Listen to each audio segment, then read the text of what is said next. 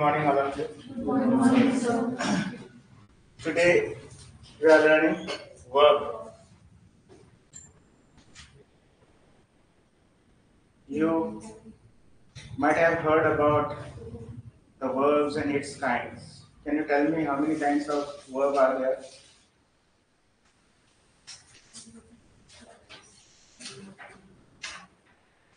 These are not kinds of verbs. Yes, Transitive.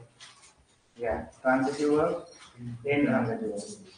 Okay, let me tell you the basic of verbs within few minutes. See, verbs can be divided into several kinds. For example, if you think about its impact, then verbs are having two kinds. Number one, transitive and intransitive. Transitive verbs and intransitive verbs. We have learned, I think. Transitive verb means the verb which shows such action which has an impact upon something. For example, if you are throwing something, so throw, this action has an impact on something. For example, if you are throwing the ball, so the ball has the impact of that action. It means it is transitive. Now see, go. Go means jane. Does it have an impact? So, yes. Does go have any impact? Yes or no? Yes. Yes. Come, sit, run. See, verb doesn't follow science. It follows its own rule. See, if the impact is upon the doer, so we must not consider that. If the impact is upon someone else or something else, then we can say that there is impact. For example, run. We have impact of run, but it doesn't have impact upon anyone. Does it have? No. For example, you are running. Will there be any impact upon someone else? If he is running 5 kilometers daily, I will not lose my weight. He will lose. Am I right? He will pant. I will not pant. It means there is no impact of run. Go. There is no impact of go. Sit. You are sitting. Does it have any impact? No. To sit, to go, to run. These are intransitive verbs. And what are the transitives? Punch, slap, kill. Again,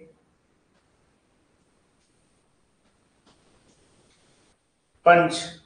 Have I told punch? Okay. Then laugh. Does it have an impact? Laugh. No impact is there. Suppose you are walking and you fall down. People laugh at you. Then will there not be any impact upon you? Impact is there. Laugh makes an impact. It means laugh is transitive verb. Smile, No impact. no impact is there. Impact is there. If impact was not there, a lot of Bollywood movies would be vanished. Am I right or wrong? So see, then there are the regular and irregular verbs. Regular means if you are adding ed to a verb and making it second and third form, it means it is regular. If it doesn't take ed to make it V3 or V2, then it is irregular verb. For example, decide. Decided is there, so it is regular. Come, comed, we don't say. Came, come. So come is irregular one. Got it? Go, God. gone, irregular. Then make, irregular one. Got it? Put, irregular. Sit, irregular. Have you understood?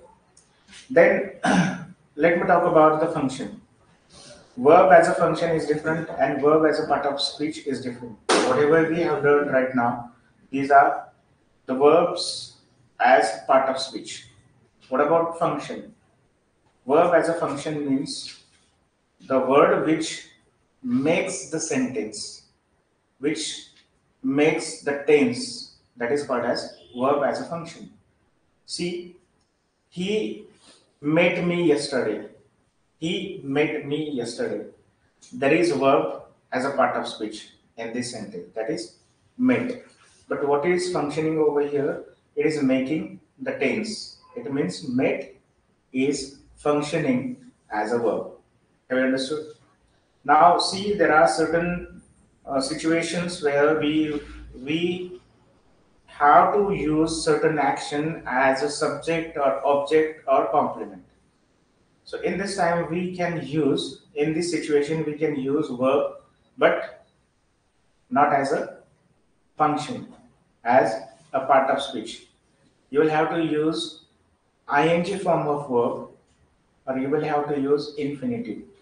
If you are adding to a verb, it becomes infinitive. Only by adding to, you cannot call it infinitive. What is the basic of infinitive? That infinitive doesn't work as a verb.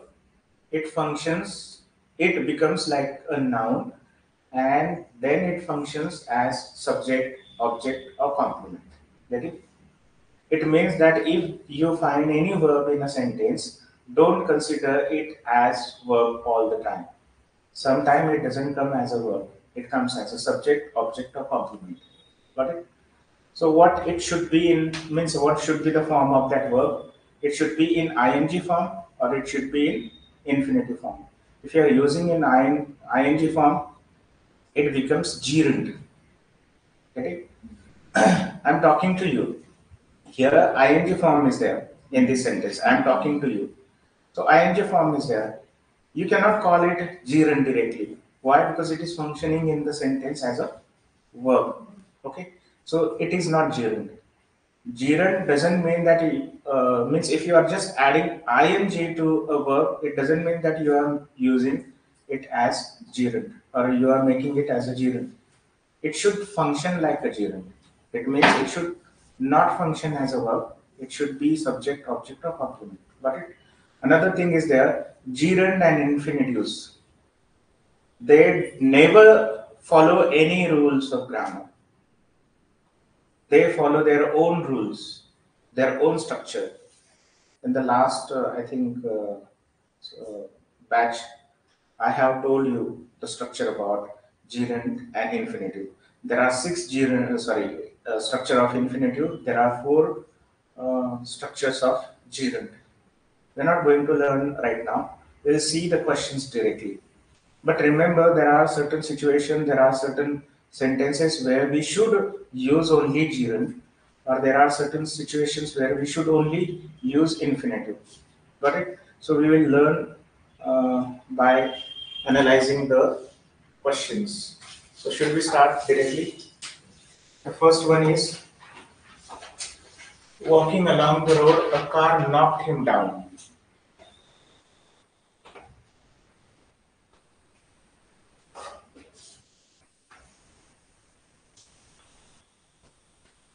Gerund is there.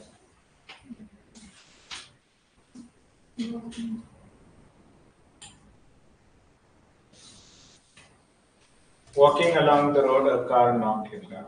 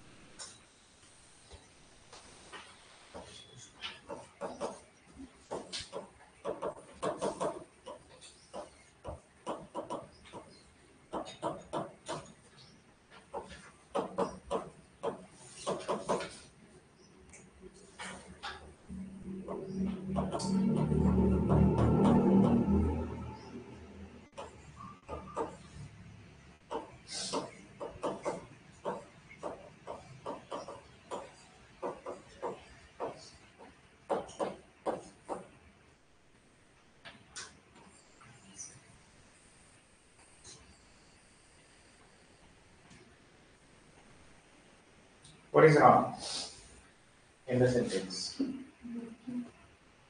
While you were thinking, I was writing the structure. Active, active, passive, passive. Simple, perfect, simple, perfect.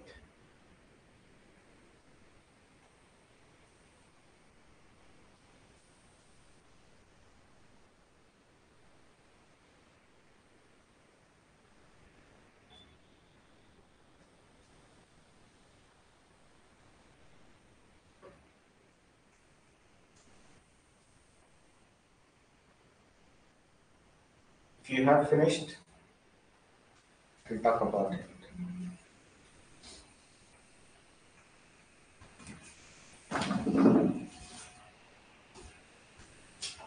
तुमसे मला पढ़ने से बेहतर sir क्या read करा था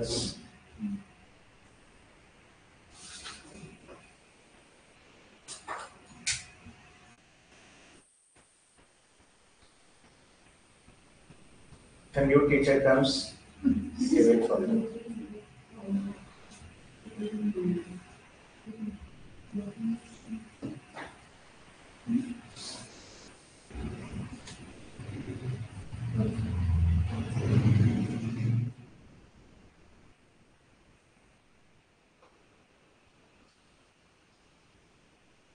Finished? Now see.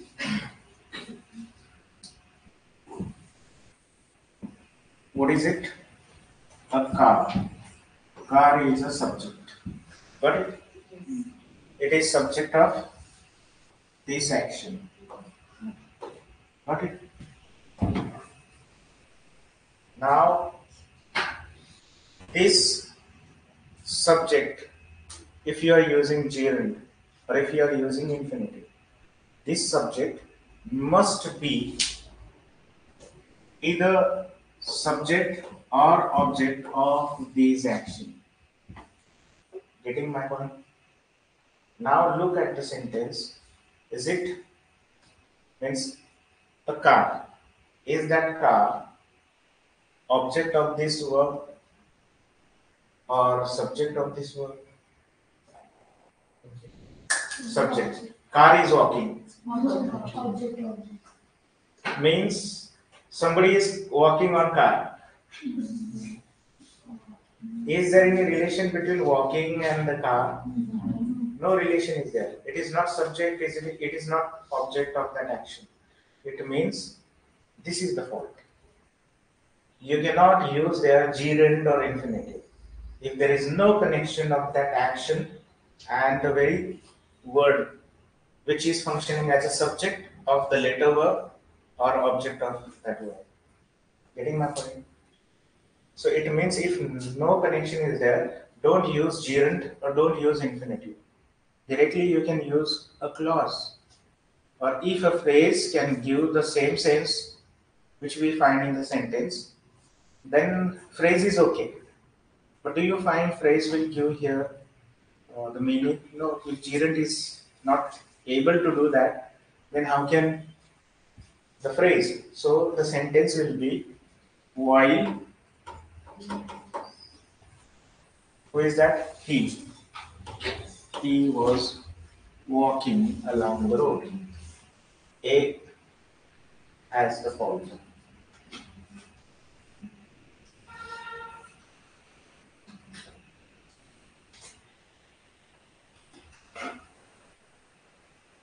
If you find in the beginning of the sentence gerund or infinitive, try to see the relation between the subject in the sentence and the gerund or infinitive in the beginning.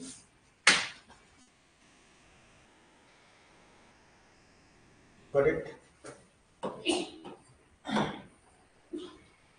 Having done my homework, my mother allowed me to go out and play.